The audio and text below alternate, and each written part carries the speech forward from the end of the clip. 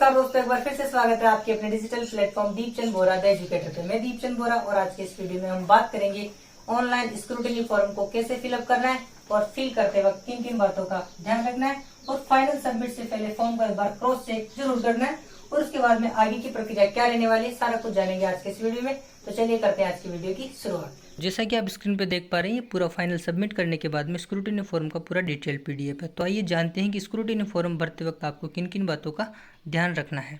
सबसे पहले आपको इंग्लिश की डिटेल्स स्क्रूटिनी फॉर्म भरते वक्त ऑनलाइन पहले से भरी हुई मिलेगी। हिंदी की डिटेल भरते वक्त आपको थोड़ी सी सावधानी बरतनी है। सबसे पहले आपको फॉर्म भरते वक्त आपका जो पहला कॉलम भरना पड़ेगा वो भरना पड़ेगा पद कोड या क्रम संख्या, यानी कि एनेक्सर जो भरना पड़ेगा वो भरना पड़ेगा। अगर आप लेवल 1 से तो L1 लगाइए और फिर आपके सब्जेक्ट के हिसाब से आप लगा दीजिए। जिससे मेरा साइंस मैथ था तो मैंने L2 और इसका जो एनेक्सर कोड रखा है वो रखा गया 17 रखा गया है। उसके बाद में जो डिटेल बाकी की आप भरी आएगी, जैसे कि मेरी कैटेगरी SC है तो मैंने यहाँ पे SC पे क्लिक कर दिया है। उसके बाद में यहाँ पे दे रखा है क्या आप अनुसूचित क्षेत्र के निवासी हैं, तो यहाँ पे मेरे नहीं आएगा, बाकी आप अपने हिसाब से देख सकते हैं। बाकी इसमें पूछेगा स्टेट कौन सा है तो राजस्थान, जिला जयपुर और तहसील में ये अपने आप से ही कैचअप कर लेगा। उसके बाद में जन्म स्थान राजस्थान, जिला जयपुर और तहसील दूदू है। उसके बाद में जैसे आप जिस भी कैटेगरी से आते हैं उस हिसाब से ये आगे से कुछ डिटेल भरी हुई आएगी। जैसे कि आप अगर महिला है, विवाहित, अविवाहित, विधवा, विच्छिन्न विवाह, ये जो भी डिटेल्स है उस हिसाब से आप देख लेना। आप जिस कैटेगरी में आते हैं उस हिसाब से आप फिलअप कर सकते हैं। उसके बाद में ये आवेदक की जन्म तिथि वगैरह ये आगे से खुद से फिलअप करी हुई आएगी। उसके बाद में आगे चलते हैं। आगे अगर आप विवाहित हुआ हो तो विवाहित के हिसाब से आप संतान का विवरण यहाँ पे दे सकते हैं और अविवाहित है तो आपको उसको भरने की कोई ज़रूरत नहीं है। इसके बाद में जो अगला सबसे इम्पोर्टेंट है स्क्रूटिनी फॉर्म भरते वक्त, शैक्षणिक योग्यता भरते वक्त आपको सबसे पहले आपके ओरिजिनल डॉक्यूमेंट्स अपलोड करने पड़ेंगे। तो सबसे पहले आपको मैट्रिक यानी 10th क्लास की मार्कशीट अपलोड करनी पड़ेगी और यहाँ पे बोर्ड का नाम वगैरह ये सभी ध्यान से भरना है। उसके बाद में आपको भरना है हायर सेकेंडरी यानी कि 12th क्लास का। उसके बाद में आपने BA BSc BCom में से जो भी किया उसका भरना है। उसके बाद में फिर अपनी जो पात्रता परीक्षा दी यानी कि रीट 2022 का जो दिया था फॉर्म उसका जो पात्रता प्रमाण पत्र है वो लगाना है। उसके बाद में बीएड की जो मार्कशीट है 2 साल की वो लगानी है। यहाँ पे ग्रेजुएशन में भी आपको 3 साल की लगानी पड़ेगी।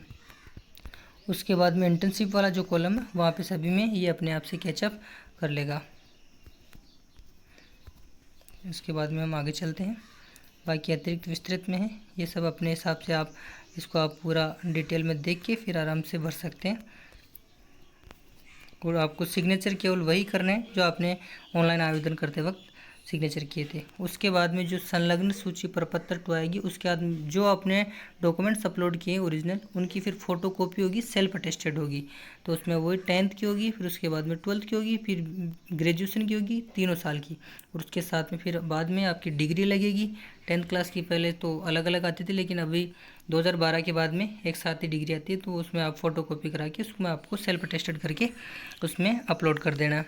उसके बाद में सीनियर सेकेंडरी की, ग्रेजुएशन की और आपका जो लास्ट ईयर जिस संस्था से आप पढ़े हो वहाँ का चरित्र प्रमाण पत्र उसकी फ़ोटोकॉपी करवानी है और उस पर आपको सेल्फ अटेस्टेड करना है।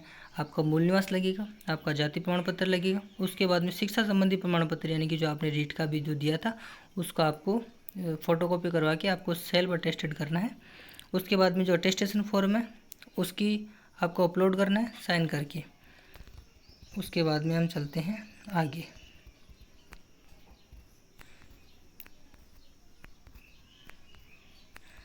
चेक लिस्ट के हिसाब से आप देख सकते हो, इसमें लगभग सभी के सेम ही रहेगी, लेकिन फिर भी आप अपने हिसाब से इसको आराम से देख के फिर अपने हिसाब से भरें।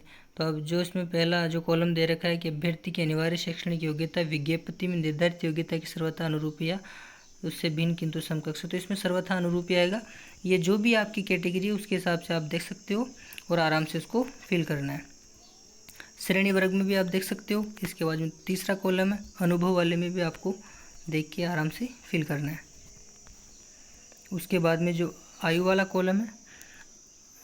कॉलम यानी कि आप जो 1 जनवरी 2024 के हिसाब से आपकी जो फिर एज कितनी हो जाएगी, तो वो मेरी 25 वर्ष 6 माह और 13 दिन की हो जाएगी। उस हिसाब से आप अपनी देख लेना।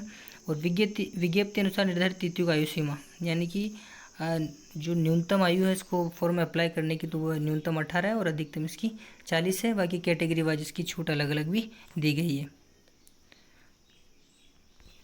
और इसके बाद में चलते हैं हम आगे। ये कैटेगरी वाइज जो आयु सीमा में छूट है वो आप अपने हिसाब से देख लेना। अगर आप छूट चाहते हैं तो फिल कर दीजिए, अदरवाइज आप इसको स्किप कर सकते हैं। उसके बाद में हम चलते हैं आगे। तो ये था पूरा स्क्रूटिनी फॉर्म का पूरा डिटेल्ड पीडीएफ, जिसके बारे में हमने विस्तार से बात की। अब आगे की प्रक्रिया क्या रहने वाली है, कौन कौन से डॉक्यूमेंट्स तैयार करने हैं और कितने सेट तैयार करने हैं, इन सब के बारे में हम बात करेंगे अपनी अगली वीडियो में। तब तक के लिए जय हिंद, जय भारत।